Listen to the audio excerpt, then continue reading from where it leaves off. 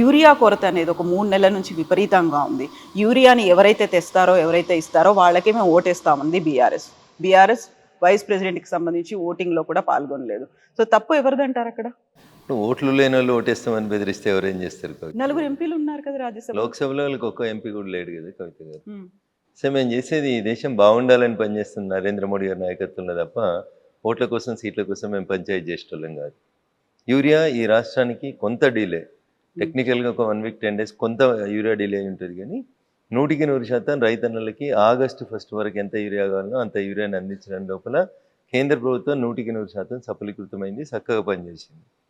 దాన్ని డిస్ట్రిబ్యూషన్ చేయడం లోపల కాంగ్రెస్ పార్టీ వైఫల్యం అయితే దాన్ని ఒక ఉద్యమంలాగా మలిచి రాష్ట్ర ప్రభుత్వాన్ని బదనాం చేసి కేంద్రాన్ని బదనాం చేసడం లోపల టీఆర్ఎస్ కొంతమేర సక్సెస్ అయింది. కాకపోతే ఇప్పుడు తేవడంలో విఫలమయ్యారు, లేకపోతే ఇప్పించడంలో విఫలమయ్యారు. ఉన్నటువంటి 8+8 కలిపితే 0నే అయింది తప్ప రాష్ట్రానికి ఒరిగింది ఏమీ లేదు అనేది ఒక వాదన. ఇప్పుడు జర్నలిస్ట్గా పనిచేసి వచ్చిన కాబట్టి జర్నలిస్టులని అనే అధికారం నాకు ఉందని అనుకుంటాను. తెలుగు మీడియాకి బాగా పైత్యం ఎక్కువ కవిత. ఇప్పుడు వాళ్ళ బాపు ఉన్నప్పుడు యూరియా ఇచ్చింది ఎవరు? కేటీఆర్ వాళ్ళ నాయన ఉన్నప్పుడు లేదా కేసీఆర్ వాళ్ళందరికీ, తెలంగాణ ఉద్యమకారులందరికీ బాపు అయినా కేసీఆర్ 10 ఏళ్ళు ఈ రాష్ట్రాన్ని పాలించినప్పుడు యూరియా ఇచ్చింది ఎవడు? మేం కాదా? నేను తమాషా చేస్తారు. మీరుంటే చక్కగా ఉంటుంది, పక్కన ఉన్నాడు ఉంటే చేతనైతే లేదనే మాటలు ఏం మాట్లాడతారు మీరు అసలు? అప్పుడు యూరియా ఇచ్చింది నరేంద్ర మోడే, ఇప్పుడు యూరియా ఇచ్చింది నరేంద్ర మోడే. అన్ని రాష్ట్రాలకి ఎంత అవసరం ఉందని ఇండియెంట్ పెడితే అంత ఇచ్చింది మేమే. దానికి యూరియా ఇయ్యలేదు. దానికి కూడా ఆర్టిఫిషియల్గా వాళ్ళు ఒక ఉద్యమాన్ని ప్రారంభిస్తే రైతులు ప్యానిక్ గురై రోజు లైన్లో నిల్చొని ఇబ్బందులు ఎదుర్కొనేటువంటి పరిస్థితి వస్తుంది. ఇది వాళ్ళు కావాలని క్రియేట్ చేసినారు. కొంత రాష్ట్ర ప్రభుత్వం వైఫల్యం ఉంది, డిస్ట్రిబ్యూషన్ లోపల ప్రాపర్గా చేయకపోవడం. రైతులు ప్యానిక్ కాకుండా ఎక్కడికక్కడ మంత్రులు పోయి సెంటర్లని సందర్శించి ప్రజలకి, రైతులకి భరోసా ఇవ్వాల్సినటువంటి కాంగ్రెస్ మంత్రులు వైఫల్యం చెందిరు. వీళ్ళకి అడ్మినిస్ట్రేషన్ మీద పట్టు లేదు. వాళ్ళకి బురద జల్లుట లోపల పూర్తి పట్టు వచ్చింది.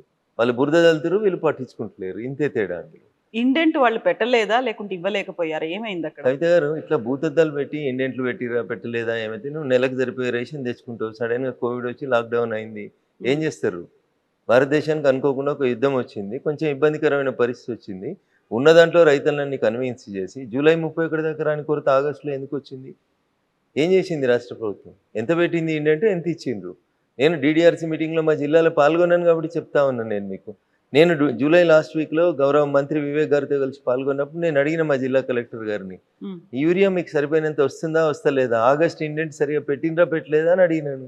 అది రాష్ట్ర ప్రభుత్వం చెప్పాలి. వాళ్ళు ఎంత అడిగితే అంత ఇచ్చినాం. మధ్యలో కొంత పాకిస్తాన్ తోటి యుద్ధం వల్ల ఒక 1 వీక్ 10 డేస్ కొంచెం డిస్టర్బెన్స్ అయిన మాట వాస్తవం. దాన్ని మేము అంగీకరించేందుకు చిత్తశుద్ధితోటి ఉన్నాం.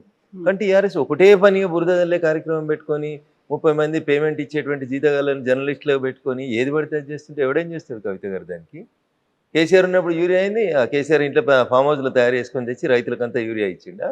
మా బాబు ఉంటే మంచిగా వచ్చింది, వేరే ఎవడు తెలేదు. పోయిన సంవత్సరం రాలేదా మరి? ఇదే ఈసారి ఎందుకు వచ్చింది? ఆ డిఫికల్టీని గమనించకుండా రాజకీయ లబ్ధి కోసం పొద్దుగలెత్తే బురదల్లే కార్యక్రమాన్ని 30 మెడికల్ కాలేజీలు కాదు 30 యూట్యూబ్ ఛానళ్ళకి జీతం ఇవ్వాలని కేటీఆర్ అనేటువంటి జీతం ఇచ్చి చేస్తుంటే ఎవడేం చేస్తాడు దానికి కవిత గారు? ఇబ్బంది జరిగిన మాట వాస్తవం, వారం 10 రోజులు అవస్థ అయిన మాట వాస్తవం. ఆ వారం 10 రోజులు సరిగా మేనేజ్ చేసుకోవడం ఈ ప్రభుత్వానికి చేతగా లేదు అంటున్నా. ఉన్న యూరియాని రైతులకు భరోసా ఇవ్వకపోతే రెండు అవసరం ఉన్న వాళ్ళు వచ్చే పసలు కూడా దొరుకుతుందని 4 తీసుకుంటున్నారు. దీనివల్ల కొంత కొరత వచ్చింది, కొంత బ్లాక్మెయిల్ చేస్తూ ఉన్నారు, కొంత బ్లాక్ మార్కెటింగ్ చేస్తూ ఉన్నారు, డీలర్లు కొంతవరకు ఇబ్బంది పెడతా ఉన్నారు రైతుల్ని. దీన్ని కంట్రోల్ చేయాల్సినటువంటి రాష్ట్ర ప్రభుత్వం చేయలేక వైఫల్యం చెందితే అగో పులి అంటే ఇగో తోకని వీళ్ళు ఇక దాన్ని భూతద్దంలో పెట్టి వీళ్ళు రచ్చ చేసి రైతులంతా పానిక్ క్రియేట్ చేసేటువంటి కార్యక్రమాన్ని చేస్తూ ఉన్నారు. వాళ్ళది కత్తి కాదు నెత్తి కాదు, రాష్ట్రంలో లేరు, ఢిల్లీలో లేరు, అందుకని వేస్తూనే ఉన్నారు బురద. 30 యూట్యూబ్ ఛానళ్ళని పెట్టి పేమెంట్ ఆర్టిస్టులను పెట్టి నడిపిస్తూ ఉన్నారు, నటన చేస్తూ ఉన్నారు. ఎట్లయితుంది అట్లా కవిత గారు? బాధ్యత ఉండాలి, ఏదన్నా బాధ్యత ఉండాలి, భరోసా ఇవ్వాలి రాష్ట్ర ప్రభుత్వంపై. ఏసీగా ఇంత ఉంది, ఇంత స్టాక్ ఉంది, ఇంత లేదు, మీరు ఇట్లా ఉండండి అని వాళ్ళకి చెప్పుకునే పరిస్థితి లేదు రాష్ట్ర ప్రభుత్వానికి. ఒక మంత్రి పోయి ఏ జిల్లాలో కలెక్టరేట్లో కూర్చొని సమీక్షించి చెప్పడు. కాంగ్రెస్ తోటి ఈ దరిద్రం ఉంటే టీఆర్ఎస్ తోటి ఆ భావ దారిద్ర్యం ఉంది. ఇద్దరు కలిసి మమ్మల్ని బదనాం చేసేయాలనే కార్యక్రమం తప్పితే ఏముంది అందులో చెప్పండి. సో వాళ్ళిద్దరు కలిసారని మీరు అంటున్నారు. మొన్న ఎన్నికల్లో ఓటేయకపోవడానికి కారణమే బీఆర్ఎస్ బీజేపీకి బీ టీంలా ఉంది కాబట్టి ఓటేయలేదని జయరాం రమేష్. బీఆర్ఎస్ అనేది ఇర్రెలెవెంట్ అవుతుంది రాష్ట్ర రాజకీయాల్లో. నేను ఈ మాట ఏదో రఘునందన్ కావాలని టీఆర్ఎస్ని తిడతాడు కాబట్టి తిట్టాలని తిడతలేడు, ఓకేనా? అరే నీ కుటుంబాన్నే కంట్రోల్ చేసుకోవడం చేతలు అయితే లేదు, రేపు నీ రాష్ట్రాన్ని ఏం కంట్రోల్ చేస్తావు నువ్వు? బిడ్డకి కొడుకు మధ్యలో ఆస్తుల పంపకాలలో పంచాయతీ నడుస్తూ ఉంది, దాన్ని సరి చేసుకోరు ఫస్ట్ మీరు. బీఆర్ఎస్ వాళ్ళు అది ఆలోచించుకోరు ఫస్ట్. అది ఆలోచించుకోవడం చేత కాదు, అది చేయడం చేత కాదు. బావకు నాకంటే ఎక్కువ పదవులు ఇస్తారు అని మరదలు ఇల్లు చేస్తూ ఉంది. కుటుంబాన్ని చక్కదిద్దుకో, నలుగురున్న కుటుంబాన్ని చక్కదిద్దుకోలేనాడు రేపు 4 కోట్ల తెలంగాణ ప్రజల్ని చక్కదిద్దాడు, రేపు మా బాపు మళ్ళీ వస్తాడు, మేము మళ్ళీ వస్తాం, వచ్చి ఏం చేస్తారు? బిడ్డకే న్యాయం చేయలేవు, నేను దేశంలో ఎవరికే న్యాయం చేస్తావు? తొలి తెలంగాణ క్యాబినెట్లో ఒక ఆడబిడ్డకు మంత్రి పదవి వేయకుండా అట్లా ఆడబిడ్డలకి అన్యాయం చేసినావు. ఆఖరికి రెండో దాంట్లో ఇప్పుడు నీ బిడ్డనే చెప్పి బయటకు వచ్చింది, మా నాయన మొత్తం సామాజిక తెలంగాణకు వ్యతిరేకం, మా నాయననే తప్పు చేసిండు అని చెప్తుంది. ఇంకేం ముఖం పెట్టుకుని వచ్చి ఓట్లు అడుగుతారు రేపు టీఆర్ఎస్ వాళ్ళు? దేనికోసం అడుగుతారు ఓట్లు? సంపాదించిన అక్రమాస్తుల్ని బిడ్డకి కొడుకు సరిగా వంచలేదని చెప్తాడా? లేకపోతే బిడ్డకి పదవి ఇవ్వక మా అల్లుడికి పదవి ఇచ్చినా అల్లుడు ఇంకోటి చేస్తున్నాడని చెప్పుకుంటాడా? ఏం చెప్తారు మీరు రేపు వచ్చి? ఏం టీఆర్ఎస్, ఏం బీఆర్ఎస్, ఏడున్నదని ఇర్రెలవెంట్ అయిన వాళ్ళ గురించి మీరేదో ముచ్చట పెడతారు మళ్ళీ నాతోటి వచ్చి. ఏమున్నది అందులో? ఏడున్నారు వాళ్ళు? ఏడున్నారు కవిత గారు? ఎందుకు లేరు మెదక్ పార్లమెంట్లో? ఏం చెప్తారు మీరు? ప్రజాస్వామ్యం కడతాం, ప్రజలు ఓట్లు వేస్తారు. మీకు ఓట్లు వేస్తే లేరు కదా, రేపు ఇంకా వేయరు మీకు. నిన్ననే మన ఒక జర్నలిస్ట్ కృష్ణ అనుకుంటా మిత్రుడు 10 ప్రశ్నలు సమాజం ముందు నుంచి సర్వే చేసిండు. ఏమొచ్చింది సర్వే రిపోర్టు? మాకేం కాలే, మంచిగా ఉన్నామని బింకనాలు పొంకనాలు కొట్టి పొద్దుగాల బావ ప్రెస్ పెడితే పొద్దుగుకి ట్వీట్ పెట్టుడు, గివే కదా అలా పంచాయతీ, బావబొమ్మరిదిల పంచాయతీలే కదా. అసలు ఏం చేస్తున్నారండి వాళ్ళకి? మీరు చూడు, నిజంగా నేను చాలా స్పష్టంగా చెప్పదలుచుకున్నా మీకు. ఈ 18 నెలల్లో గత ఏడాది నుంచి హరీష్ రావు గారు ఒక జిల్లాకు వస్తే దానికి పోటీ కేటీఆర్ గారు ఇంకో జిల్లాకు పోవాలి. హరీష్ రావు గారు ప్రెస్ మీట్ పెడితే కేటీఆర్ గారు ట్వీట్ పెట్టాలి, హరీష్ ట్వీట్ పెడితే కేటీఆర్ గారు ప్రెస్ మీట్ పెట్టాలి, బావ సిరిసిల్లకు పోతే బామ్మది కరీంనగర్ పోవాలి. ఇది తప్ప వాళ్ళిద్దరి పోటీ పంచాయతీ తప్ప వాళ్ళు ప్రజలకు చేసింది ఏంది? ఏం చేసిర్రు? 10 ఏళ్ళలో మీరు చక్కదిద్దింది ఏందని? ఓ గ్రూప్ 1 పెడితే కోర్టుకు పోతుంది, గ్రూప్ 1 పోతుంది, గ్రూప్ 2 పోతుంది, గ్రూప్ 3 పోతుంది. అసలు ఎవరి కొంపల బంగారం వచ్చింది? మీ కొంపల తప్ప పక్కన కొంపల బంగారం రాలే. ఆఖరికి వచ్చిన ఆ బంగారాన్ని సరిగా వంచుతలేమనే కదా ఇలా బిడ్డి పంచాయతీ పెట్టిందంతా. దేని కొట్లాడుతున్నారు కవిత గారు వాళ్ళు? అన్నా చెల్లె దేని కొట్లాడుతున్నారు? బావమరదలు దేని కొట్లాడుతున్నారు? నేను మాట్లాడితే బీజేపీని నాకేదో కేసీఆర్ మీద కోపం ఉంది, కేసీఆర్ కుటుంబం మీద కోపం ఉందని కింద మళ్ళీ పేమెంట్ బ్యాచ్లో 200లకు జీతం ఇచ్చి కామెంట్లు పెట్టిస్తుంటాడు కేటీఆర్ అనేటోడు. దుబాయ్లో సంస్థలు పెట్టుకొని సంపాదించుకున్న సొమ్ముతోటి. ఆడ కవిత అడిగిన దానికి సమాధానం చెప్పమను. మీ పతనం నాతోటే మొదలైంది, ఇంకా రేపు మొత్తం మిమ్మల్ని మొత్తం లేకుండా చేస్తాం ఇట్లే చేస్తే. మీరు ఈ పేమెంట్ బ్యాచ్లతోటి పైసలతోటి రాజకీయం చేయకూడదు దయచేసి. ప్రజలకు సేవ చేసి గెలువుండ్రి. నీ బిడ్డే నీ చెల్లె చెప్పింది కదా నాయనని మంచిగా చూసుకోమని, చూసుకో. పక్క రాష్ట్రం లేదు అయింది కదా జయలలిత గారికి, అట్లా కాకుండా చూసుకో, జాగ్రత్త పడు. రామన్న అని ప్రాధాయపడుతూ చెప్పింది కదా, పైసల పంచాయతీ కాదు, ముందు నాయనని కాపాడుకోరు. నీకు నాయనని కాపాడుకోవడం రాదు, చెల్లెని కాపాడుకోవడం రాదు, మంచి మా మీద ఇరుసుకపడ్డామనేది యూట్యూబ్ ఛానల్ పెట్టి పేమెంట్ బ్యాచ్లు పెడితే ఏమవుతుంది కవిత గారు? ఇప్పుడు బీఆర్ఎస్ పార్టీలోంచి, అంటే అప్పుడు ఉన్నటువంటి టీఆర్ఎస్ పార్టీలోకి మీరు బయటికి రావడానికి కూడా ఒక కారణం అని చెప్పారు. అదే కారణంతోనే మీరు వచ్చిండ్రా బయటికి? నేను ఏమంటున్నా, వాళ్ళ కుటుంబ పంచాయతీలో మమ్మల్ని ఎందుకు లాగుతారు? మీ పేరు చెప్పారు కదా అక్కడ. పోనీరు, చెప్పేటోళ్ళు చెప్పుకుంటూనే వాళ్ళకి ఎలా అవసరం వచ్చినప్పుడు ఇది చేసుకుంటారు. మనకెందుకు కవిత పంచాయతీ? వాళ్ళ సాగు వాళ్ళు చావనీరు. సో వచ్చినటువంటి రీజన్స్ అన్ని ఏంటనుకుంటున్నారు? ఇవన్నీ రీజన్స్ తోనే నేను నన్ను ఎందుకు బయటికి పంపిరేంది అనేది నేను బయటకు వచ్చినప్పుడు కుండ బద్దలు కొట్టినట్టు చెప్పిన. ఓకేనా? తిట్టేకాడికి తిట్టినా, శాపనార్థాలు పెట్టేకాడికి పెట్టినాం, చేసేకాడికి చేసినాం. ఇది కాదు కొట్లాడాలి వ్యతిరేకంగా నిలబడాలనుకున్నాం. ఏ నోరైతే కేసీఆర్ గొప్పోడు, తెలంగాణ గొప్పదని చెప్పిందో, తెలంగాణ తెచ్చుకుంటందుకు ఆయన ఉపయోగపడతాడని చెప్పిండో అదే నోరు చెప్పింది. వచ్చిన తెలంగాణ నేను దోసుకొని పెడుతున్నాడు, మళ్ళీ ఎవరికి వస్తే వ్యతిరేకంగా కొట్లాడినేమో వాళ్ళకే ఇస్తున్నాడు అని మళ్ళీ కొట్లాడింది ఇదే రఘునందన్ రావు నోరు. మంచిని మంచి అన్నం, చెడుని చెడు అంట. సార్ ఇప్పుడు బీఆర్ఎస్ బీజేపీకి బీ టీం కాదా? ఈ ప్రశ్న అడిగేటువంటి రిపోర్టర్లకి మీ క్వాలిఫికేషన్ ఏందని అడగాల్సి వస్తుంది. ఒక రాజకీయ పార్టీ ఇంకొక రాజకీయ పార్టీకి బీ టీం ఎందుకు అవుతుంది? ఎందుకు అవుతుంది అంటున్నా. కేసీఆర్ అనేటోడు ఇఫ్తార్ విందులు ఇస్తాడు, మేము ఇఫ్తార్ విందులలో పాల్గొంటామా? పార్టిసిపేట్ చేస్తున్నారు కదా. వాళ్ళు ముస్లిమ్స్కి రిజర్వేషన్స్ కావాలని కొట్లాడతారు కేసీఆర్ వాళ్ళు. కాంగ్రెస్ కొట్లాడుతుంది. కాంగ్రెస్ బీఆర్ఎస్ ఒకటవుతుందా? బీజేపీ బీఆర్ఎస్ ఒకటవుతుందా? ఎట్లా అడుగుతారు మీరు ఆ ప్రశ్నలో అంటున్నా. ఏ సిద్ధాంతంలో పోలికుంది? మాకు దేశం ఫస్ట్, మా నాయకుడు 24 గంటలలో 18 గంటలు పనిచేస్తాడు, వాళ్ళ కుటుంబం ఫస్ట్. అవునా?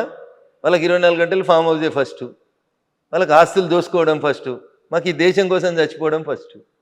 ఇక వాళ్ళకి మాకు బీఫ్ టీంలు ఎట్లయితే ఏం పొంతన ఉంటుంది? ఏం పోలికుందని అడుగుతారు. బీఆర్ఎస్కి ఏం సిద్ధాంతం ఉంది? బీఆర్ఎస్ తెలంగాణ తొలి ముఖ్యమంత్రి దళితుడే, చెప్పిన మాట మర్చిపోవాలి.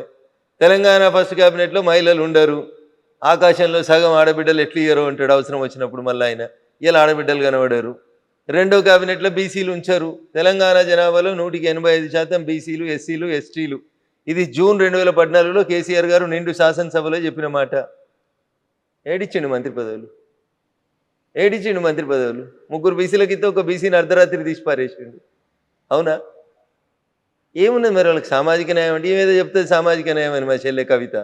పూలే బొమ్మ పెట్టాలి అసెంబ్లీలో. అరే మీ నాయన ముఖ్యమంత్రి ఉన్న 10 ఏళ్ళు ఏడున్నావు నువ్వు? ఏడున్నావు అంటున్నా. అప్పుడు ఎందుకు పెట్టలే పూలే విగ్రహం? అప్పుడు ఎంపీ నువ్వు, ఎమ్మెల్సీవి, ఎందుకు పెట్టలే? నాయన నేను పూలే విగ్రహం పెడతాను ఎందుకు పోయి పెట్టలే అసెంబ్లీలో? ఇలా దానికి సంతకాల సేకరణ అని ఓ రోజు కోదండరామ్ గారింటికి, ఓ రోజు లేని గద్దర్ గారింటికి, ఓ రోజు ఇంకోళ్ళ ఇంటికో ఏదో సంతకాలు చేస్తుంది. ఈ మీద ఉద్ధరిస్తున్న సమాజాన్ని అని తిరుగుతుంది. ఏం ఉద్ధరిస్తుంది? నవ్వుతురు జనాలు. 10 ఏళ్ళు పెట్టడం చేతగలిగిన ఈమె ఇలా పూలే పేరు చెప్పుకొని తిరుగుతుంది. సామాజిక తెలంగాణ అంట. మీ నాయన చేసిందే నువ్వు చేస్తా ఉన్నావు. ఎట్లా వస్తుంది మీతోటి సామాజిక తెలంగాణ? మాతోటి వస్తుంది కవిత గారు. మేము 170 మందికి ఇచ్చినాం కేంద్ర కేబినెట్ లోపల. వాళ్ళు ఇవ్వలే, టీఆర్ఎస్ వాళ్ళు, ఇప్పుడున్న కాంగ్రెస్ వాళ్ళు ఇవ్వలే. మీరేమో టీఆర్ఎస్ మా బీ టీం అంటాడు, బీఆర్ఎస్ ఏమో కాంగ్రెస్ బీజేపీ ఒకటి అంటాడు. ఎందుకు ఒకటైతాం అంటున్నా? మాకు ఎవరితోటి ఏం అవసరం ఉందని ఒకటైతాం?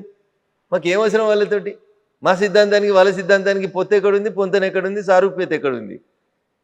30 ఏళ్ళు దేశాలకి అధ్యక్షులుగా వాళ్ళే ఉంటారు. ఒక పార్టీ ఉంటే ఆ పార్టీకి మొత్తం వాళ్ళే, జీవితకాలం వాళ్ళే అధ్యక్షులు, జీవితకాలం వాళ్ళే ప్రైమ్ మినిస్టర్లు ఉండాలి, వాళ్ళ కుటుంబాలే ప్రైమ్ మినిస్టర్లు ఉండాలి. వాళ్ళతో మాకు పోలికి ఎక్కడిది? టీఆర్ఎస్ వాళ్ళు అంటారు కాంగ్రెస్ బీజేపీ ఒకటి అంటారు. ఎట్లా ఒకటి అవుతుంది? ప్రతి 3 ఏళ్ళకి ఎవరున్నా సరే మేము అధ్యక్షుడిని మార్చేస్తాం, ఎంత పెద్దోళ్ళనైనా కానీ.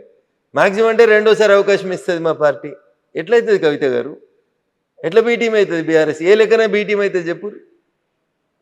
ఏ సిద్ధాంతం ప్రకారం బీటీం అవుతుంది? కాంగ్రెస్ వాళ్ళది నోరా మోరా వాళ్ళు ఆలోచించుకోవాలి. రాహుల్ గాంధీ అంటాడు ఓటు చోరీ అయింది అంటాడు, ఎంపీల ఓట్లు చోరీ అయినాయంట. ఏం మాట్లాడతారు కవిత గారు? ఈయన ఇట్లా మాట్లాడతాడు కేటీఆర్, ఆయన అట్లా మాట్లాడతాడు. ఏం మనుషులు వీళ్ళు అసలు? ఓటు చోరీ అవుతుంది అంటే ఏంది? నువ్వు ఎవరిని అవమానిస్తున్నావు? ఎంపీలను అవమానిస్తున్నావా? నీ పార్టీ ఎంపీలను అవమానిస్తున్నావా? నీ పార్టీ ఎంపీలు ఎట్లా నువ్వు చెప్తున్నారు? వాళ్ళు ఆత్మప్రబోధానుసారం వేస్తే వేసి ఉంటారు. అక్కడ విప్ లేదు కాబట్టి వేసి ఉంటారు. దానికి ఎవడు ఏం చేస్తాడు? ఇండి కూటమి ఎంపీలు వేస్తే వేసి ఉంటారు. నీకేంది ఉంటారు? నీకు నియంత్రణ లేదు. నీకు పార్టీ మీద నియంత్రణ లేదు, మీ ఎంపీల మీద నియంత్రణ లేదు, ఎంపీలకు నీ పార్టీ అధికారంలోకి వస్తుందనే విశ్వాసం లేదు. సో ఎవరుంటారు నీతో పాటు? ఎందుకుంటారు? పడవ మునిగిపోతుందని తెలిస్తే ఈత వచ్చిన వాళ్ళంతా పడవలకి వెళ్ళి దుంకి వెళ్ళిపోతుంటారు కవిత గారు. మునిగేదాకా ఎందుకుంటారు పడవలో? ఎప్పుడు అవకాశం వచ్చినప్పుడు అప్పుడు అటు దుంకి వెళ్ళిపోతూనే ఉంటాడు కదా. మునిగిపోయే పడవలు ఏ రాజకీయ నాయకుడు ట్రావెల్ చేస్తాడు? సో ఇప్పుడు మీరు ఈ మాటలన్నిటిలోనూ ఓట్ చోరీతో పాటుగా అన్నది సిబిఐ, ఈడీలు, ఐటీ ఈ అన్నిటినీ త్రిశూల వ్యూహాన్ని అమలుపరుస్తున్నారని అదే రోజు కదా రేవంత్ రెడ్డి కూడా కాళేశ్వరం ప్రాజెక్ట్ మీద సిబిఐకి ఇస్తోంది అని. మీరు ఈ ప్రశ్న రాహుల్ గాంధీనో రేవంత్ రెడ్డినో అడగాలి. కాంగ్రెస్ వాళ్ళు చేసిన తప్పులకు వచ్చి బీజేపీ వాళ్ళని సమాధానం చెప్పమంటే మాకు ఏం అవసరం ఉందని సమాధానం చెప్తాం? ఆ ట్వీట్ చేసినప్పుడు కింద మీరు కౌంటర్ పెట్టాలి. అరే వారి బుడ్డోడా, ఇది ఈ సిబిఐని ఈడీని తీసుకొచ్చింది బీజేపీ పార్టీ నరేంద్ర మోడీ గారు కాదురా బాబు, మీ నాయనమ్మ మీ తాత ఉన్నప్పుడు తెచ్చిరు, వాళ్ళని అడుగురా పోయాని అడిగిపోయి అడిగిరారా పోరా అని చెప్పాలి. గట్లా ఏది ఎప్పుడు వచ్చిందో తెలియని వాళ్ళు మాట్లాడితే ఆ నిమిషానికి ఎవడో పక్క నుండి ట్వీట్ చేస్తాడు. ఆఫీస్లో బ్యాక్ బెంచీల్లో ఫ్రంట్ బెంచీల్లో కూర్చున్నాడు, అంతేగా నేను చదివి ట్వీట్ చేస్తాడా? మరి ఇప్పుడు కాళేశ్వరం ప్రాజెక్ట్లో సిబిఐ అంటే ఏమవుతుంది అనుకుంటున్నారు మీరు? నాకు తెలియదు, అది ఇచ్చిరో అయ్యలేదో ఏమవుతుందో కాలం నిర్ణయిస్తుంది, చూద్దాం. అది మధ్యలో కోర్టుకు పోయినట్టుంది కదా, కొద్దిగా ఓపిక ఉందాం. సామాజిక న్యాయం, బీసీలకి 42% రిజర్వేషన్లు, ఇదేమవుతుంది? ఎక్కడ దాకా వెళ్తుంది? మేము ఇస్తున్నాం కదా, మాకు అవకాశం ఉన్న ప్రతి చోట మేము ఇస్తున్నాం. కాంగ్రెస్ లాగా ముస్లిమ్స్తో కలిపి ఇచ్చేటువంటి ఆలోచన మాకు లేదు. మేము డాక్టర్ బిఆర్ అంబేద్కర్ గారు రాసిన రాజ్యాంగాన్ని ఫాలో అవుతాం. డాక్టర్ బిఆర్ అంబేద్కర్ గారు రాసిన రాజ్యాంగంలో ఎస్సీలకి ఎస్టీలకి రిజర్వేషన్లు ఇవ్వమన్నారు, కానీ మైనార్టీలకు రిజర్వేషన్లు ఇవ్వమని చెప్పలేదు. అయినా కవిత గారు బిలో 10 ఉంటే మైనార్టీస్ అవుతారు, మోర్ దెన్ 10 అయినాక వాళ్ళు మైనార్టీస్ ఏంది, వాళ్ళకి మైనార్టీ రిజర్వేషన్ ఏంది, వాళ్ళని తెచ్చి బీసీ రిజర్వేషన్లో పెట్టేటువంటి తెలివి తక్కువ పని ఏంది? ఎట్టి పరిస్థితుల్లో కూడా వాళ్ళకి రిజర్వేషన్స్ ఇవ్వం మేము. సో దీనికి చట్టబద్ధత వస్తుంది అనుకుంటారా? రాదు. కోర్టుకు వెళ్తారా? ఏమైనా పోని, వాళ్ళు ఎడికైనా పోని. కోర్టు ఏం చెప్తుంది? భారత రాజ్యాంగాన్ని దాటిపోయి పనిచేయమని చెప్తుందా? రాజ్యాంగం ఫ్రేమ్ ఎంత ఉంటే గంతల్ని పనిచేయమని చెప్తుంది. రాజ్యాంగబద్ధమైనటువంటి విషయాల్ని రాజ్యాంగబద్ధంగానే పరిష్కరించమని చెప్తుంది. రాజ్యాంగం లిమిట్ని దాటి పనిచేయమని ఎవరెట్లా చెప్తారు కవిత గారు? ఇప్పుడు 42% రిజర్వేషన్ ఇయ్యనంత వరకు స్థానిక సంస్థల ఎన్నికలు రావు. వాళ్ళకి ఎన్నికలు పెట్టే ధైర్యం లేక వాళ్ళ మాట మాట్లాడితే నేనేం చేస్తాను? గెలిచి నీకు ఇవాళ 18 నెలలు 20 నెలలు అవుతుంది, ఇవాళ దాకా ఎలక్షన్స్ పెడతలేరు మీరు. ఇప్పుడు బీజేపీని బదనాం చేసినందుకు కుట్ర. బీజేపీ 42% రిజర్వేషన్లు ఇస్తలేదు కాబట్టి మేము ఎలక్షన్లు పెడతలేమని కుట్ర. రిజర్వేషన్ ఎంత ఉండేది? ముందు ఎన్నికలు అయితే పెట్టి సార్, ఊర్లలో ఊడ్చడానికి జీతాలు లేక ఏడుస్తున్నారు, సర్పంచులు లేక సగం ఊర్లు ఇబ్బంది పడతా ఉన్నాయి, ముందు ఎలక్షన్లు పెట్టుర్రి. దానికైతే పార్టీ గుర్తుండదు కదా. గెలిచిన వాళ్ళంతా మా కాంగ్రెస్ వాళ్ళనే కండువ కప్పుకో, ఎవడొద్దంటాడు తర్వాత నిన్ను. ఎలక్షన్లు పెట్టన్నా అంటున్నాం మేము. నువ్వు 42% వాళ్ళకే ఇచ్చేసి పెట్టుకో. 42%లో 10% ముస్లింలకు ఇవ్వడం వల్ల హైదరాబాద్ లాంటి సిటీ లోపల మీరు 150 కార్పొరేటర్లు ఉంటే దాంట్లో వాళ్ళు 10-15 మంది వాళ్ళే వచ్చేస్తున్నారు. ముస్లిం మైనార్టీలు బీసీ కోటా కింద వస్తూ ఉన్నారు. దీన్ని మేము వ్యతిరేకిస్తూ ఉన్నాం. సో ఇప్పుడు మీరు కిషన్ రెడ్డి గారి గురించి చెప్పారు, ఆ అధ్యక్షుడి గురించి మాట్లాడిన తర్వాత వెరీ రీసెంట్గా బీజేపీ నుంచి బయటకు వెళ్ళినటువంటి రాజా సింగ్, ఆయన ఎందుకు కిషన్ రెడ్డి గారికే సవాళ్ళు విసురుస్తున్నారు, ఛాలెంజ్లు చేస్తున్నారు, మన ఇద్దరం పోటీ పడదాం, రాజీనామాలు చేసి రమ్మని? సో మీరు ఇద్దరు అన్నారు కాబట్టి ఆ ఇద్దరిట్లో ఎవరు మాట్లాడినా కరెక్ట్గా ఉంటుంది. నేను మూడో వ్యక్తిగా బయట నుంచి చూస్తుంటే నాకు సరిగ్గా కాకుండా అది బీజేపీ పార్టీయే కదా, మాకు కనిపించట్లేదు, మాకు అర్థం కావట్లేదు. నేను అదే చెప్తా ఉన్నా మీకు. కిషన్ రెడ్డి గారు మాట్లాడినా బాగుంటుంది, లేదా ఆ ప్రశ్నకు సమాధానం రాజా సింగ్ గారు చెప్పినా బాగుంటుంది. మధ్యలో నేను థర్డ్ పర్సన్ అయితే కదా కవిత గారు, నేను మాట్లాడడం బాగుంది.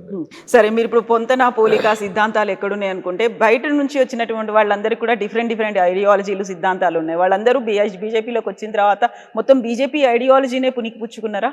పుచ్చుకోకపోతే బీజేపీ కండువ ఎట్లా కప్పుకుంటారు? ఇప్పుడు ప్రస్తుతం నేనేం చెప్తున్నా మీకు, కండువ కప్పుకున్న మరుక్షణం నీకు నచ్చితేనే కండువ కప్పుకుంటావు. మీరు ఎందుకో కండువ కప్పుకుంటలేరు. మీరు మా ఇంటికి వచ్చి ఇప్పుడు నేను బలవంతంగా మీకు ఏమైనా కండువ వేస్తున్నానా? వేయను కదా. మీరు మా సిద్ధాంతాలు నచ్చి మా నాయకత్వం నచ్చి వచ్చి జాయిన్ అవుతున్న వాళ్ళు పాత సిద్ధాంతాలు ఇంకా మోస్తా అంటే మా పార్టీ ఎందుకు ఊకుంటుంది? కాకుండా గ్రూపులు ఎందుకు కనిపిస్తున్నాయి? చాలా గ్రూపులు కనిపిస్తున్నాయి. గతంలో కరీంనగర్ కి సంబంధించి బండి సంజయ్ కావచ్చు, ఈటెల రాజేందర్ ఒకరి మీద ఒకరు మాట్లాడుకున్నటువంటి పరిస్థితి ఉంది. బండి సంజయ్ గారు మాట్లాడిన మాటలలో ఎక్కడ ఈటెల రాజేందర్ గారి పేరు రాలేదు. ఈటెల రాజేందర్ గారు మాట్లాడిన ఎక్కడ కూడా బండి సంజయ్ గారి పేరు రాలేదు. మీడియా అదే చెప్తున్నది, తెలుగు మీడియాకి ఉత్సాహం ఎక్కువ, నారద ముని వారసులం అనుకొని అట్లే అదే పంచాయతీని కొనసాగించాలి. తెలుగు మీడియానే ఇట్లుంది దురదృష్టం. కాకపోతే కేంద్రంలో ఎందుకు గోడీ మీడియా అనేది కూడా అట్లనే వస్తుంది, కేవలం మోదీ భజన మాత్రమే చేస్తున్నారు వాళ్ళు అనేది. మోడీ భజన చేస్తుంటే ఓటు చోరీ అవుతుందని పాదయాత్ర చేస్తుంటే రోజు టీవీలలో పేపర్లలో ఎట్లా వస్తుంది? మోడీ మీడియా అయితే రాహుల్ గాంధీ బొమ్మలు ఎట్లా కనబడుతున్నాయి? ఓటు చోరీ చేసిండని రాహుల్ గాంధీ మాట్లాడితే టీవీలలో ప్లేట్ బ్రేకింగ్లు ఎట్లా వస్తాయి? రావు కదా. మోడీ మీడియా అయితే రాహుల్ గాంధీ అనే పేరే రాదు కదా టీవీలలో. మేము స్వేచ్ఛ ఇచ్చినాం కాబట్టి మీరు ఏదైనా మాట్లాడుతున్నారు.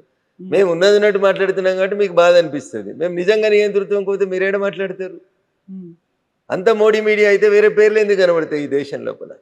We are free. మేము మళ్ళీ చెప్తా ఉన్నాం, బిఆర్ అంబేద్కర్ గారు రాసిన రాజ్యాంగం ప్రకారమే అందరినీ పనిచేసుకోమని అడుగుతున్నాం. దాన్ని మీరు ఎక్కువ ఫాయిదా ఉటాయిస్తున్నారు, అయినా మేము మౌనంగా భరిస్తా ఉన్నాం. ఓకే, సో ఇప్పుడు తెలంగాణ బీజేపీలో ఏం జరుగుతుంది అంటే, ప్రశాంతంగా కొత్త అధ్యక్షుడు రామచంద్రరావు గారి నాయకత్వంలో భారతీయ జనతా పార్టీ కార్యక్రమాలన్నీ బాగా చేసుకుంటూ ముందుకు సాగుతుంది. కాకపోతే రాజా సింగ్ ఇప్పటికి కూడా కిషన్ రెడ్డి కావాలనే తన ప్రెషర్ని అప్లై చేస్తూ ఉన్నారు, చేయాల్సిన పని చేసుకొని.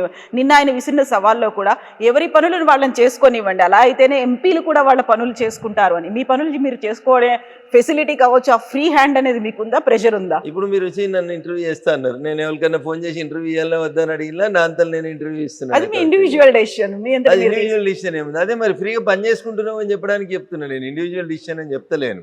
టీవీలోకి ఇంటర్వ్యూ ఇవ్వద్దు రామచంద్రరావు గారు చెప్పలేదు.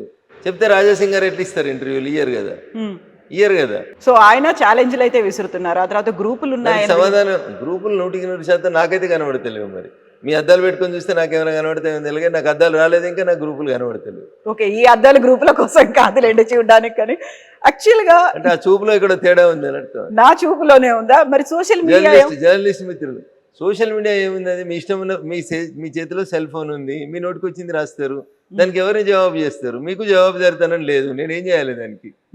నా ఫోన్ నా ఇష్టం అంటారు మీరు, నేనేం చేస్తాను దానికి? అందుకనే కొత్త చట్టాలు వస్తాయి, వచ్చినాక చూద్దాం.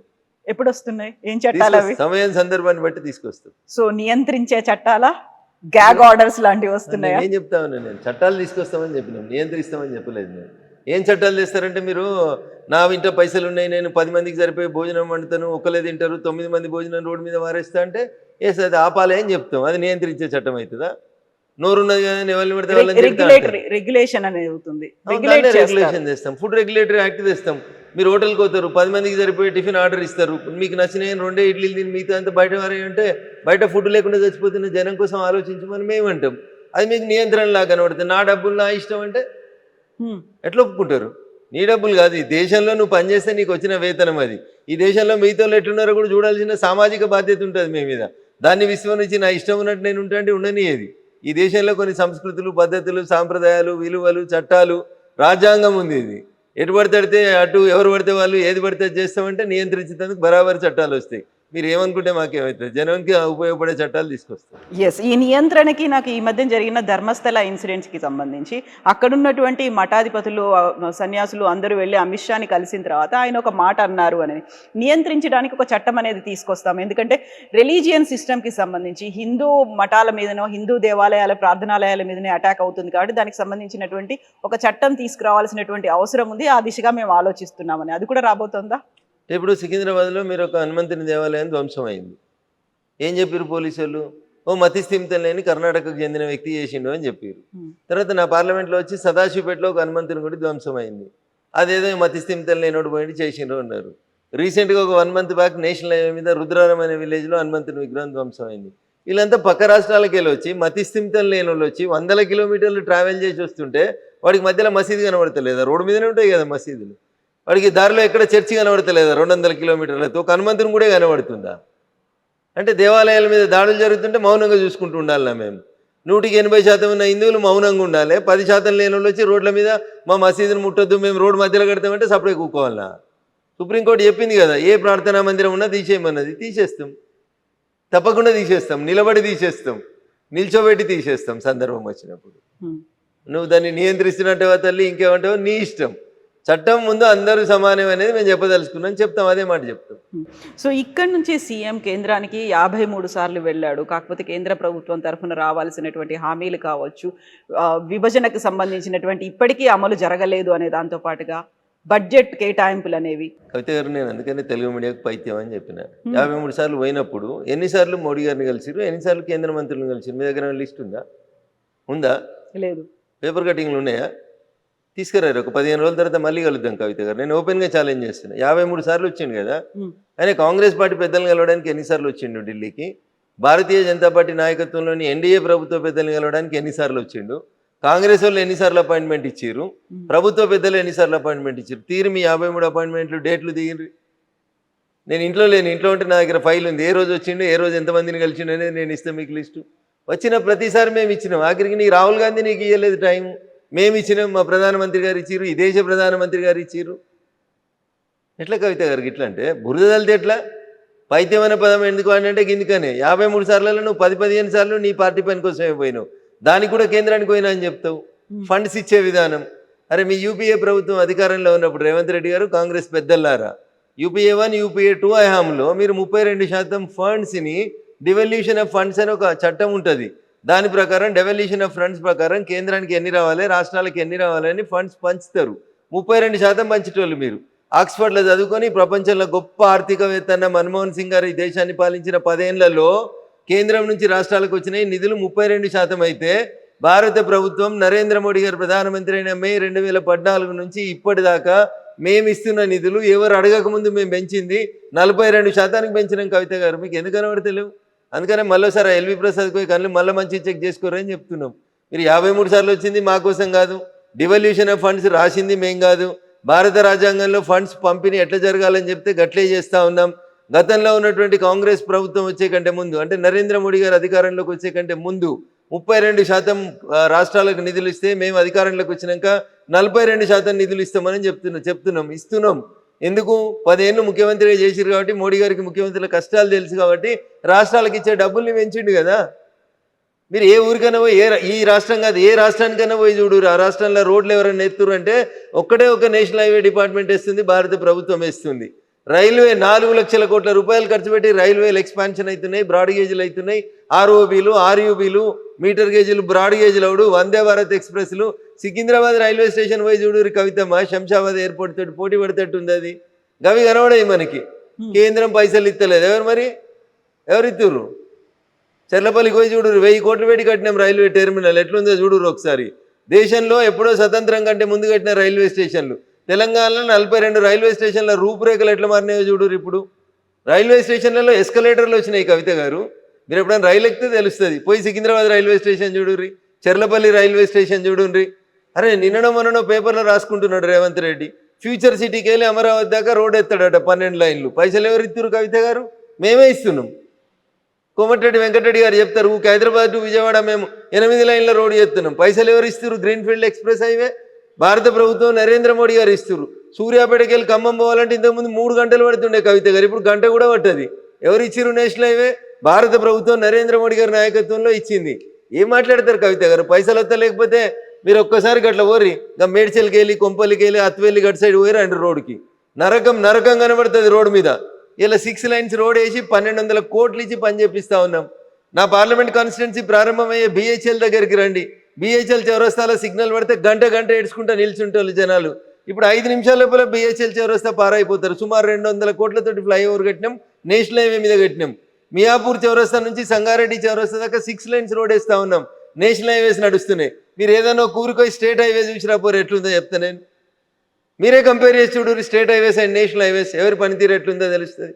ముఖం మంచి లేక దెబ్బలు కొడితే ఎట్లా తల్లి?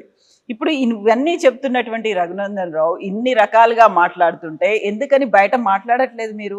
ఎందుకు వీటి మాట్లాడుతున్నారు? వీటి వినిదా ఇది బయట కాకపోతే ఇంట్లో మాట్లాడుకుంటున్నాం. ఇంటర్వ్యూలో మాట్లాడేది కదా, ప్రపంచం అంతా చూస్తుంది కదా.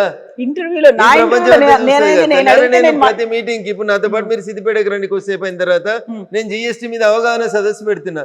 నిన్న పెట్టిన గజ్వేల్లో, మొన్న పెట్టిన మెదక్లో గంటన్నర వర్తక వాణిజ్య వ్యాపార అడ్వకేట్లు, డాక్టర్లు, కిరాణా దుకాణాలు, సిమెంట్ దుకాణాలు, హార్డ్వేర్ దుకాణాలు అందరినీ కూర్చోబెట్టి 2 గంటలు వస్తున్న కవిత గారు జనానికి బయట మాట్లాడకపోతే ఇంట్లో మాట్లాడుతున్నాడు నేను. కాకపోతే చేసినటువంటి పథకాలు కేంద్రం అయితే ఏమేవైతే తీసుకొచ్చిందో ప్రాజెక్టులు వీటన్నిటి గురించి చెప్పాల్సినటువంటి బీజేపీ ఎంపీలు ఆ స్థాయిలో చెప్పలేకపోతున్నారు కదా అనేది. రోజు పొద్దున్నే సాయంత్రం దాకా నా ఫేస్బుక్ ఓపెన్ చేసి చూడు, రోజు ఎన్ని గంటలు అరుస్తా ఉన్నా, ఎన్ని గంటలు చెప్తా ఓన్లీ ఉన్నా. పాల రఘునందన్ మీద రావు కాదు. పైసలు తగ్గించినాం, పాల మీద తగ్గించినాం, ఉప్పు మీద తగ్గించినాం, మందుల మీద తగ్గించినాం, మీరు తిరిగే స్కూటీ మీద తగ్గించినాం, మీ సార్ తిరిగే కారు మీద తగ్గించినాం, దేని మీద తగ్గియలేదు. ఆఖరికి హెల్త్ ఇన్సూరెన్స్ మీద 0 చేసినాం, జిఎస్టీ తగ్గించి మీ ఇంటికి నెలకు 15,000 రూపాయలు ఖర్చు తగ్గించినాం. దాని గురించి మాట్లాడరు ఎందుకు కవిత గారు?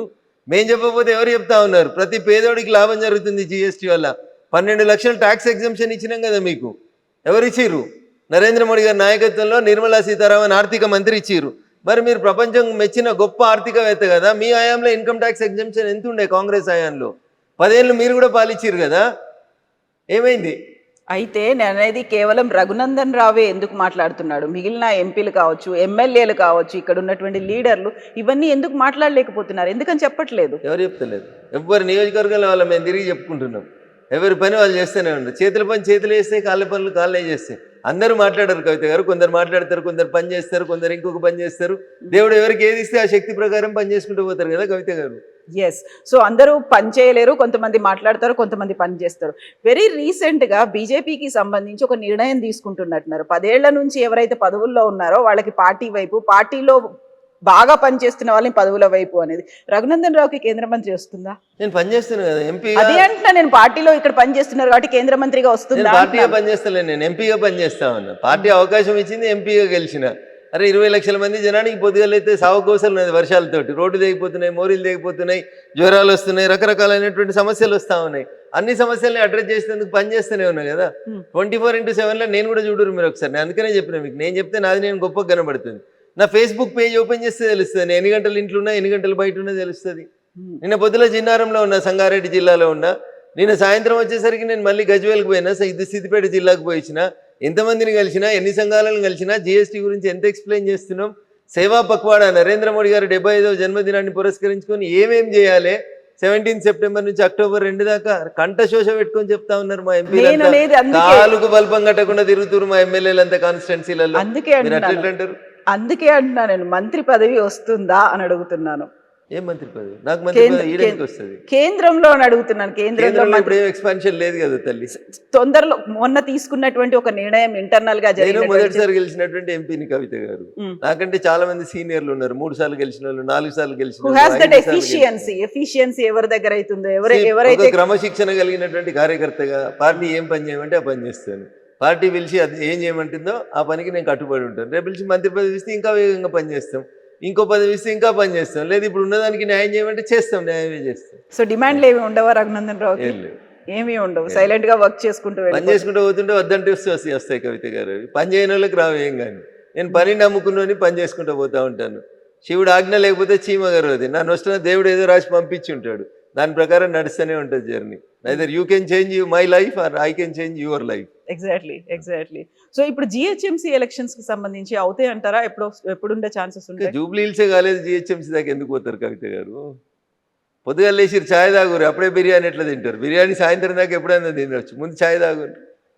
జూబ్లీహిల్స్ కానీ జూబ్లీహిల్స్ అయినాక జిహెచ్ఎంసీ పెట్టాలన్నా వద్దా? ఇప్పుడు సర్పంచ్ పెట్టిండు కదా, ఎంపీటీసీ పెట్టిండు కదా, మున్సిపాలిటీ పెట్టిండు కదా, అట్లా జిహెచ్ఎంసీ పెట్టడా చూద్దాం. జూబ్లీ హిల్స్ ది ఎట్లా ఉండబోతుంది మేము ఏమనుకుంటున్నారు మీరు? 100% భారతీయ జనతా పార్టీ అభ్యర్థి గెలుస్తాడు. ఎవరుంటారు? పార్టీ ఎవరిని నిర్ణయిస్తే వాళ్ళు ఉంటారు. ఓకే, దెన్ వాట్ అబౌట్ ఆ 10 కవిత గారు కూడా దరఖాస్తు చేసుకోవచ్చు. ఇంకా జాయిన్ అవ్వలేదు. అవ్వకుండా జాయిన్ పెట్టుకోవచ్చు దరఖాస్తు. ఓకే, జిఎస్టీ మీద అంత గొప్పగా మాకు సాయం చేసింది కాబట్టి నేను ఒక పేదింటి ఆడబిడ్డను నేను పోటీ చేస్తాను, మీరు వచ్చి కూడా పెట్టుకుంటే పరిశీలిస్తాం. అట్లా ఎవరైనా రావచ్చు. ఓకే.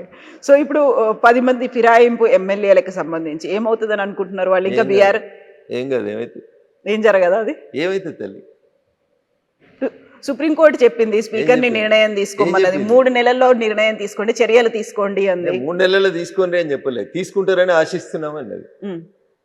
చేస్తావా చేస్తావా అనలేదు సుప్రీంకోర్టు, చేస్తారని ఆశిస్తున్నా అన్నది. ఆశించడాన్ని ఇప్పుడు వాళ్ళు ఒక ఆదేశం ఇచ్చిర్రు, ఈయన పాటిస్తాడు, 3 నెలల్లో వింటాడు. ఒక్క ఎమ్మెల్యే కూడా పార్టీ మారలేదనే రాసిచ్చిర్రు, దాని మీద నిర్ణయం ఇస్తాడు, అయిపోయి ఇంకే అంతే.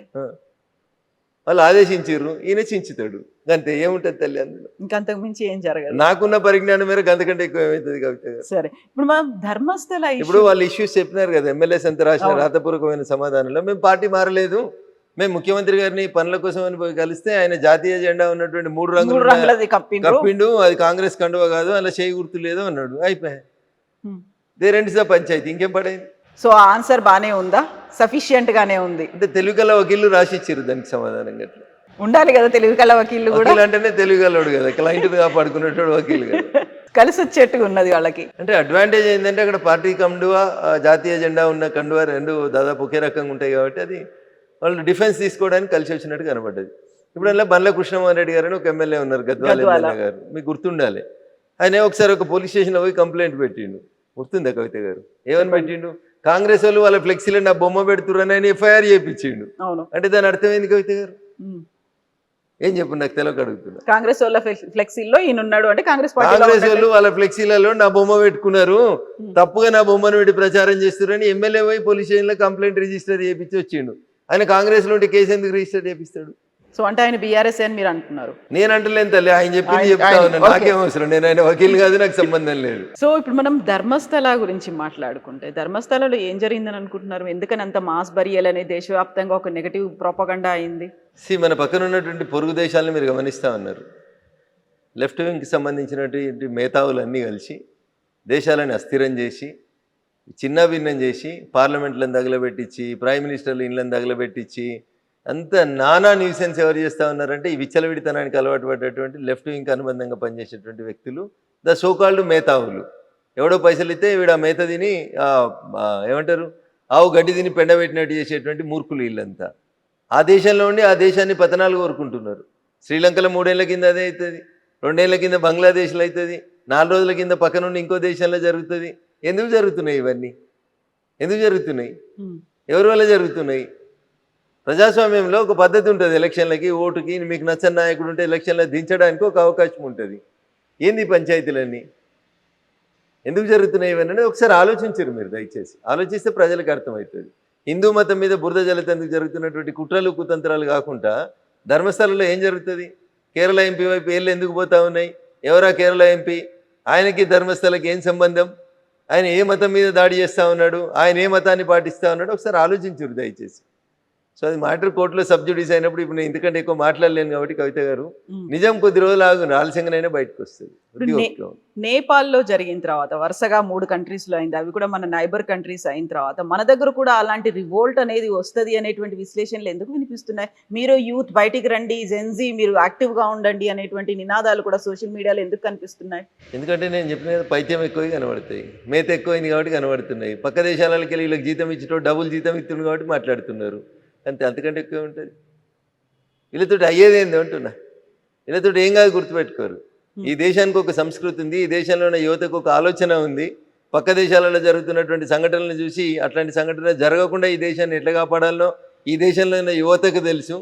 కాబట్టి పట్టుమని 10 మంది పేమెంట్ తీసుకునేటువంటి పేమెంట్ ఆర్టిస్టుల కోసం ఈ దేశ యువత ఏదో చేస్తారని అనుకోవడం వాళ్ళ మూర్ఖత్వం. సో ఇప్పుడు బీజేపీ రాష్ట్రంలో ఎప్పుడు అధికారంలోకి వస్తుంది అనుకో? వచ్చే ఎన్నికలు ఎప్పుడు వస్తే అప్పుడు వస్తాయి. ఇమ్మీడియట్గా దానికి తగ్గట్టుగా complete సమాయత్తమైందా?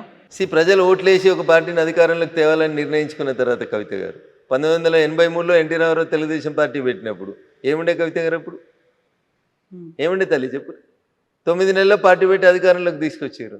Bharatiya Janata party is a party with difference. సిద్ధాంతం కోసం, కమిట్మెంట్ కోసం అనేక మంది కార్యకర్తలు చచ్చిపోతూ సంవత్సరాల తరబడి నుంచి ఎత్తిన జెండా కోసం కొట్లాడుతున్నటువంటి కమిట్మెంట్ ఉన్న కార్యకర్తలు ఉన్న పార్టీ భారతీయ జనతా పార్టీ. దీనికి సన్నద్ధం ఏముంది కవిత గారు? ప్రజలు ఓట్లు వేయాలనుకోవాలి. 10 సంవత్సరాల టీఆర్ఎస్ పాలన చూసారు. 5 ఏళ్ళు ఉంటుందో లేదో నాకు తెలియదు, కానీ 5 ఏళ్ళ కాంగ్రెస్ పాలన చూస్తారు. ఇక అప్పుడు ఎవరికి ఓటు వేయాలనుకుంటారు ప్రజలు? ఇద్దరిని చూసిన తర్వాత క్వైట్ న్యాచురల్గా థర్డ్ ఆప్షన్ మేమే కనబడతాం, మాకే ఓట్లేస్తారు. ఎప్పుడు ఎన్నికలు వచ్చినా నేను చర్చ మొదలుపెట్టినప్పుడు అర్ధగంట తిట్టిన వాళ్ళని. అన్నకి చెల్లెకి లేదు, బావకి మరదలకి లేదు, తండ్రికి బిడ్డ మీద కంట్రోల్ లేదు, గాళ్ళకి ఎందుకు ఓటేస్తారు కవిత గారు? కాకుండా జనాలు మళ్ళీ కేసీఆర్ రావాలని కోరుకుంటున్నారు, పూజలు చేస్తున్నారు, దేవాలయాల దగ్గర కూడా వాళ్లే కనిపిస్తున్నారు అనేది ఇదంతా ఆర్టిఫిషియల్ మూవ్మెంట్ని పైసలు ఇచ్చి నడిపిస్తారు అని చెప్తా ఉన్నాను. 100% ఆర్టిఫిషియల్ మూవ్మెంట్. వచ్చే ఎన్నికల వరకు టీఆర్ఎస్ ఏమవుతుంది, ఎట్లుంటుంది అనేది ఒకసారి చూద్దాం. కొద్దిగా వెయిట్ అండ్ సీ. ఇంకా 3 ఏళ్ళు ఉంది కాబట్టి ఓపిక ఉండండి కవిత గారు, ఎందుకు తొందరపడి. సో పార్టీని విచ్ఛిన్నం చేసే కుట్ర జరుగుతోంది, హస్తగతం చేసుకునే కుట్ర. మాకేం అవసరం? తనన్న మాటలు చెప్తున్నారు, కవిత అన్న మాటలు. కవితను అడుగురు, సమాధానం. కుటుంబాన్ని విచ్ఛిన్నం చేశారు, పార్టీని హస్తగతం చేసుకోవాలనే కుట్ర జరుగుతోంది చెప్పింది కదా కవిత. హస్తగతం చేసుకోవాలనుకుంటున్నా ఉంటుంది. హస్తం పార్టీలో అడుగురా ప్రశ్న, నన్ను కాదు అడగాల్సి. సో ఇంటర్నల్ గా జరగదా అది, బయట నుంచి అవుతుంది ఎక్స్టర్నల్ గా? ఇంటర్నల్గా ఏముంటుంది కాబట్టి పార్టీ వాళ్ళు ఉన్న ముగ్గురు అనుకున్న తర్వాత 4 బెనిఫిట్ అవుతుంది. గట్లా పిట్టపోరు ఏదో పిల్లి తీర్చింది అన్నట్టు ఉంటుంది పంచాయతీ. ఇప్పుడు వాళ్ళ పంచాయతీ అంతా గట్లే ఉంటుంది. ఇప్పుడు కవిత అనేటువంటి ఎపిసోడ్ వచ్చిన తర్వాత ఏం జరిగిందని జర్నలిస్ట్ మిత్రుడు కృష్ణ అడిగిన ప్రశ్నలకు సమాధానం చెప్పారు, జనం చెప్పారు. కవితను సస్పెండ్ చేస్తారా చేయరా ఏమనుకున్నారు మీరంటే అది ఊహించిందే అన్నారు. 90% ప్రజలు చెప్పారు. కవిత ఇంపాక్ట్ ఏమైనా ఉంటుందా, బయటకు పోతే ఉండదా అంటే 46% మంది ఉంటుంది అని చెప్పారు. ఇక 46% మంది ఉంటుందంటే 1% ఓట్లతోటి పార్టీలు గెలిచి ఓడిపోయి జరిగే ఈ దేశం లోపల కవిత గారు 46% మంది జనం మీద ఇంపాక్ట్ ఉంటుంది కవిత మీద తీసుకున్న నిర్ణయం అంటే టీఆర్ఎస్ ఎక్కడ ఉంటుంది ఒకసారి ఆలోచించి. కాకుంటే 3 ఏళ్ల కాలం ఉంది కదా, ఇప్పుడు ఆ ఇంపాక్ట్ ఉంది అనిపిస్తుందేమో. 3 ఏళ్లలో అదే కంటిన్యూ అవుతుంది అంటారా? 3 ఏళ్లలో ఈ పార్టీ 3 ముక్కలు కాదని ఎవరు మీరు గ్యారంటీ ఇస్తారా? ఇలా చెల్లెపోయింది రేపు బాగోడని గ్యారంటీ ఇస్తారా? రేపు గౌరవనీయులు సంతోష్రావు గారు బయటకు వరని గ్యారంటీ ఇస్తారా? అంతా శ్రీమంతులే అయ్యారు కదా, అందరి దగ్గర 1000 కోట్లు అయిపోయినాయి కదా. ఎవరైనా బయటకోవచ్చు, ఎవరైనా కొత్త పార్టీ పెట్టుకోవచ్చు, ఎవరైనా ఏదైనా చేసుకోవచ్చు, ఏముంటుంది. సో ఇప్పుడు మళ్ళీ బీజేపీ వచ్చే పరిస్థితులు ఉన్నాయంటారా? మీరు చెప్పినట్టుగా అప్పుడు ఎన్టీఆర్ పార్టీ స్థాపించినప్పుడు 9 నెలల్లోనే అధికారంలోకి అంటే అలాంటి పరిస్థితి ఇప్పుడు ఉందా? అంతకంటే ఎక్కువ ఘోరమైన పరిస్థితి. ప్రజలు కాంగ్రెస్ని అంతకంటే ఎక్కువ ద్వేషిస్తారు, టీఆర్ఎస్ పట్ల అంతకంటే ఎక్కువ కోపంగా ఉన్నారు ప్రజలు. భారతీయ జనతా పార్టీ ఒకటి ఆల్టర్నేట్ కనబడుతుంది, ఎన్నికలు ఎప్పుడు వస్తాయని ఎదురు చూస్తారు. యూనిటీ ఉందా బీజేపీలో? మరి దానికోసం సమిష్టిగా పోరాడడానికి, కృషి చేయడానికి ఉంది, కలిసికట్టుగా 100% తల్లి. అందరం కలిసే ఉన్నాం, కలిసి కట్టుకునే ఉన్నాం, కలిసి కొట్లాడతాం, కలిసే అధికారంలోకి. కాకపోతే ఎవరికి వాళ్ళు ఇండివిజువల్ గా మాట్లాడుతున్నారు, ఎవరికి వాళ్ళు సెపరేట్ గా. కవిత మా ఇంటికి వచ్చి ఇంటర్వ్యూ చేస్తే రఘునందన్ రావు సమాధానం చెప్తాడు, కానీ రాజేందర్ గారు బండి సంజయ్ గారు ఎట్లా చెప్తారు తల్లి? దీన్ని కూడా ఇండివిజువల్ గా మాట్లాడుతారు. మీరు రేపు పొద్దున బండి సంజయ్ గారు ఇంటర్వ్యూ చేయరు, ఆయన కూడా మాట్లాడుతారు. అరవింద్ గారు ఇంటర్వ్యూలు చేయడం వేరు, పబ్లిక్ గా మీడియా ముందు మాట్లాడడం వేరు ఉంటది. కార్యకర్తల సమావేశాల్లో మీడియా ముందు రోజు ఏం మాట్లాడతారు? కార్యకర్తల సమావేశం అంతటి జరుగుతున్నాయి, దేశంలో అందరు ఎంపీలు పనిచేస్తారు. ఒక్కసారి నా 3 రోజులు వెనుక పోయి చూడరాదు, 3 రోజుల నుంచి నేనేం పని చేసినా కనబడుతుంది కదా తల్లి. ఎందుకంటే ఊరికి అనుమానం పెట్టుకొని ఇబ్బంది పడతావు మనసులో. చూడు అట్లే ప్రతి ఎంపీకి ఒక ఫేస్బుక్ పేజ్ ఉంది, చూడు ఒకసారి ఎవరెవరు ఎక్కడ పనిచేస్తారు, ఏం మాట్లాడుతారో తెలుస్తుంది కదా. అందరం పనిచేస్తున్నాం, నియోజకవర్గాల్లో పనిచేస్తున్నాం, రాష్ట్ర నాయకత్వం బలంగా ఉంది, కేంద్ర నాయకత్వం బలంగా ఉంది, పార్టీ అధికారంలోకి వస్తుంది. So you are very confident. ఎన్ని లెక్కల్లో చెప్పమంటే ఎట్లా చెప్తారు, ఎన్ని వస్తాయి అని అంటారు మీరు? అధికారంలో రావడానికి ఎన్ని సీట్లు కావాలో అన్ని వస్తాయి. చాలా మ్యాజిక్ ఫిగర్ క్రాస్ అయితే సరిపోతుంది అంటారా? సరిపోదు. ఇప్పుడు కాంగ్రెస్కి ఎన్ని వచ్చినాయి? 63 వచ్చినట్టున్నాయి కదా, సరిపోతలేవా? అంతే మరి, అంతేనా? అంటే 63 కాదు, రేపు 119 ఉంటాయా, 153 అవుతాయా, 175 అవుతాయా? చాలా కాలంలో చాలా మార్పులు వస్తాయి తల్లి. 3 ఏళ్లలో 1 నేషన్ 1 ఎలక్షన్ వస్తుంది, మహిళా రిజర్వేషన్ 33% వస్తుంది, స్టేట్ అసెంబ్లీలో ఉన్న సీట్లు రీఆర్గనైజ్ అవుతాయి, దాంతోపాటు ఎస్సీ ఎస్టీల సీట్లు రీఆర్గనైజ్ అవుతాయి, భారత పార్లమెంట్లో సీట్లు పెరుగుతాయి, జనగణన పూర్తి అయిన తర్వాత రీఆర్గనైజేషన్ కమిటీస్ వస్తాయి. ఇన్ని పెట్టుకొని రేపు ఏమవుతుందో తెలియనప్పుడు 3 ఏళ్ల తర్వాత ఏమవుతుందో ఇప్పుడు ఎట్లా ఉంచుతాం కవిత గారు? అందులో 42% రిజర్వేషన్తో పాటుగా ఇప్పుడు కర్ణాటక గవర్నమెంట్ కూడా మళ్ళీ బీసీ కులగణన చేయాలి అనేటువంటి ఒక నిర్ణయానికి చేసిన కులగణన ఏమైంది కవిత? అది ఎప్పుడో 10 ఏళ్ల కింద చేశారు కాబట్టి మళ్ళీ ఇప్పుడు శాస్త్రీయంగా చేయాలి అనేది. కాంగ్రెస్ అధికారంలో ఉన్నప్పుడు ఒక రకంగా ఉంటుంది, ప్రతిపక్షంలో ఉంటే ఒక రకంగా ఉంటుంది. కాంగ్రెస్ ఈ దేశంలో బీసీలకు ఏ రోజు కూడా న్యాయం చేయలేదు. ఈ దేశానికి స్వతంత్రం వచ్చిన 75 ఏళ్ల తర్వాత నిన్న ప్రమాణ స్వీకారం చేసినటువంటి గౌరవనీయులు రాధాకృష్ణన్ గారు భారతదేశానికి మొట్టమొదటి ఓబీసీ ఉపరాష్ట్రపతి అంటే మీరు అర్థం చేసుకోరు కాంగ్రెస్ సంస్కారం ఏందో. 55 ఏళ్ళు ఈ దేశాన్ని పాలించి ఒక ఉపరాష్ట్రపతిని ఒక ఓబీసీ క్యాండిడేట్ని చేయలేనటువంటి పార్టీ కాంగ్రెస్ పార్టీ. వాళ్ళు 42% రిజర్వేషన్ ఏడిస్తారు కవిత గారు. వాళ్ళ గురించి ఏదో బాగా పట్టుకొని ఇలా తనలాడుతూ ఉన్నారు మీరు. మీ క్యాండిడేటే దిక్కులేడు. ఎవరికి ఇచ్చారు ఉపరాష్ట్రపతి క్యాండిడేట్? సుదర్శన్ రెడ్డి గారు ఓసీకి ఇచ్చారు. ఎందుకు బీసీకి ఎందుకు వెళ్ళలేదు మరి? రేవంత్ రెడ్డి పొద్దులు అయితే బీసీ ఢిల్లీ దాకా వచ్చి ధర్నా చేసినావు కదా, నీకు మోకా వచ్చింది కదా, నువ్వు ఎందుకు అమలు చేయలేదు? 42% కాదు, ఒక సీటు ఓబీసీ ఈ దేశంలో ఇయ్యాలటి దాకా ఎవరు చేయలేదు. మేము చేస్తున్నామని ఒక ఓబీసీ క్యాండిడేట్ని ఎందుకు పెట్టలేదు? పోనీ మీ హైకమాండ్ పెట్టలేదు, మరి మేము ఒక ఓబీసీ క్యాండిడేట్ని పెట్టినాం. కొంతమంది బీసీ ఎంపీలు మాకు ఓటేసారు, మీకెందుకు కడుపు నొత్తుంది? ఓటు చోరీ ఏంది? ఓటు చోరీ ఏంది కవిత గారు? దానికి విప్పు ఉండదు. ఉపరాష్ట్రపతి ఎన్నికకు విప్పు ఉండదు. విప్పు లేనప్పుడు ఏం పోయినా తనకి ఇష్టం ఉన్నట్టు ఓటేసుకుంటాడు. నువ్వు క్రాస్ ఓటింగ్ అయింది అనేది దాంట్లో క్రాస్ అయింది, ఓటింగ్ అయింది, నాకు అర్థం కాదు. మీరు ఎంపీ కవిత గారు, మీరు ప్రజల చేత ఎన్నుకోబడినటువంటి గౌరవ ప్రజాప్రతినిధి. మీరు ఎవరు కోటేయాలో ఇంకొకరు చెప్తారా? ఇంకొందరు దారుణంగా సిగ్గు లేకుండా మాట్లాడుతారు. 20 కోట్లకు ఎంపీలు పోయినరని, అమ్ముడు పోయి ఓటేసిరని. కొంచెం అన్నం తిన్నట్టు మాట్లాడి నేర్చుకోవాలి వాళ్ళు. ఎంపీలు 20 కోట్లు తీసుకొని ఓటేసిరా? ఇంత సంస్కారహీనంగా మాట్లాడతారా?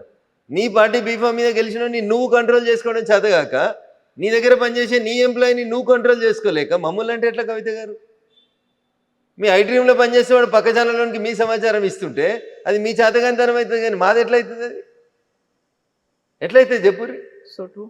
సో ఇప్పుడు సుదర్శన్ రెడ్డి గారి గురించి అమిత్ షా చేసినటువంటి ఆ వ్యాఖ్యలు మీరు విన్న తర్వాత ఏమనిపించింది? సో సల్వాజుడు మాట్లాడినంటే ఉన్నట్టు మాట్లాడతాడు కదా, అబద్ధం ఎందుకుంటుంది? ఈ కాకపోతే దేశం 10 ఏళ్ల తర్వాత ఎందుకు ఇప్పుడు ఎందుకు మాట్లాడినరు? నువ్వు స్క్రీన్ మీదకి వచ్చినావు కాబట్టి మాట్లాడుతున్నావు, ఇవాళ నువ్వు రాజకీయాలకు వస్తున్నావు కాబట్టి మాట్లాడుతున్నావు. రాజకీయాలకు రాకపోతే నీ గురించి ఎందుకు మాట్లాడతాం? మాకేం అవసరం? రిటైర్డ్ అయిన ఒక జడ్జి గురించి మాట్లాడాల్సిన అవసరం భారత హోంమంత్రికి ఏముంటుంది? నువ్వు రాజకీయాలకు వస్తున్నావు కాబట్టి ఇక వచ్చిన క్యాండిడేట్ పలానాడు అని చెప్తున్నాం. తప్పేముంది? నువ్వు బయటికి రాని సేపు మేము మాట్లాడినావా మీ గురించి? కాకపోతే ఆపరేషన్ కగార్ మేము స్టార్ట్ చేస్తున్నప్పుడైనా అప్పుడైనా మాట్లాడాల్సి ఉండే, అప్పుడు కూడా మాట్లాడకుండా కేవలం మేము ఎప్పుడు మాట్లాడాలో నిర్ణయించేందుకు మీరెవరు కవిత గారు? మేము ప్రజల చేత ఎన్నుకోబడినటువంటి ప్రభుత్వం మాది. ఏది ఎప్పుడు మాట్లాడాలో ఈ దేశ హోంమంత్రికి ప్రధానమంత్రికి మీడియా డిక్టేట్ చేస్తుందా?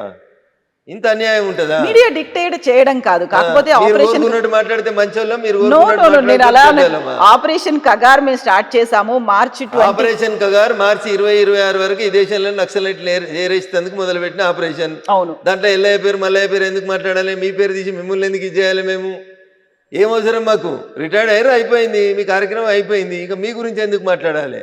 మీరు మళ్ళీ కొత్త బట్టలు వేసుకొని వచ్చారు కాబట్టి మీ గురించి మాట్లాడాల్సి వస్తుంది. సందర్భం లేకుండా మాట్లాడితే జనం ఏమంటారు? సమయం సందర్భం ఉన్నప్పుడు మాట్లాడాలి, సందర్భం లేనప్పుడు ఇంట్లో పడుకొని గురించి మాట్లాడడం ఎందుకు మాట్లాడతారు? అది సంస్కారం కాదు అది. సో మళ్ళీ దాన్ని రివోక్ చేయడం, రివైవ్ చేయడం అట్లాంటిది ఏదైనా ఆ ఇచ్చిన తీర్పునో అవసరం లేదు. ఇప్పుడు ఇంకా 10 సంవత్సరాల తర్వాత ఏం చేయాలో ప్రభుత్వం ఒక నిర్ణయం తీసుకుంది, చేసుకుంటూ పోతా ఉంది. ఇంకా దాన్ని చేసేది ఏముంటుంది ఇంకా? So operation Kagar will continue, అట్లాగనే అవుతుంది. డౌట్ ఎందుకు దాంట్లో? ఈ దేశ హోంమంత్రి ఒకసారి ఒక మాట చెప్తే బరాబర్ జరిగి తీరుతుంది. సో మేము రఘునందన్ రావు గారిని నెక్స్ట్ ఎట్లా చూడొచ్చు? ఇట్లే చూస్తారు. కాలు కొంచెం గుడుతున్నావు, అప్పుడు కొంచెం మంచిగా నడుస్తాం అంతే. యాక్టివ్ అవుతారు, ఇంకా మోర్ యాక్టివ్. ఆపరేషన్ చేయించుకొని కొంచెం ఇబ్బందిలో ఉన్నాను కాబట్టి కొంచెం గుడుతూ మెల్లగా నడుస్తా ఉన్నాను. అప్పటికి ఇంకా బాగా యాక్టివ్ కనబడతాను. సో మెదక్ నుంచేనా అప్పుడు కూడా? అరే తల్లి 3 సంవత్సరాలు ఉంది అంటున్నా, చాలా కాలం ఉంది కాబట్టి. రేపు లేడీస్కి వచ్చింది అనుకో తల్లి, రఘునందన్ రావు పోటీ చేస్తా అంటే టికెట్ ఇస్తుందా పార్టీ? ఇవ్వరు. కాన్స్టిట్యున్సీస్ రీఆర్గనైజ్ చేసి రేపు అది ఎస్సీలకు ఎస్టీలకు రిజర్వ్ అయింది అనుకోరి, నాకు పోటీ చేసే అవకాశం ఉంటుందా? అందుకని తొందరపడకూరి, వెయిట్, సమయం వచ్చేదాకా వెయిట్ చేయండి. ఇప్పుడు కులగణన భారత ప్రభుత్వం స్టార్ట్ చేసింది, జనగణన కూడా స్టార్ట్ చేసింది, కులగణన స్టార్ట్ చేసింది. ఇవన్నీ అయిపోయినాక 2017లో రీఆర్గనైజేషన్ కమిటీ వస్తుంది. వీటన్నింటికంటే ముందు ఆల్రెడీ పాస్ అయినటువంటి 33% మహిళా రిజర్వేషన్ ఉంది. ఇవన్నీ చేయాలా వద్దా కవిత గారు?